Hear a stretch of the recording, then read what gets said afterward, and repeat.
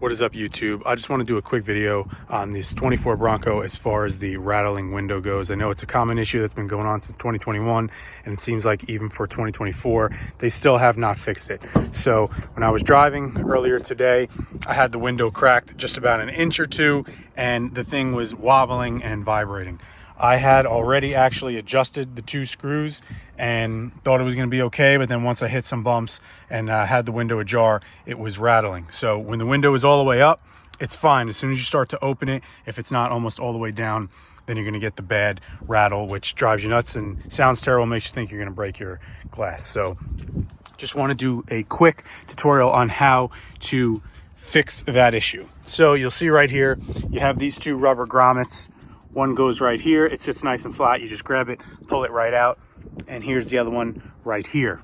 Then what you're gonna do is, you can see the adjusting bolt right there. It's a 10 millimeter, you just need an extension socket or a little extender.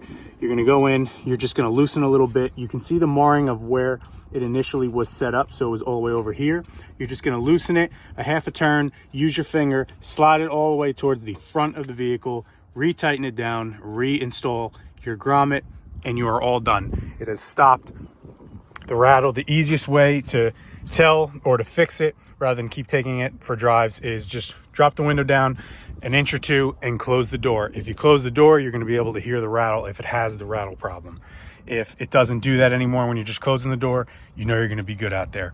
So I just fixed it. I maxed them both out so they're both all the way to the front, because when I did them just partial, it did not work. I still had the issue.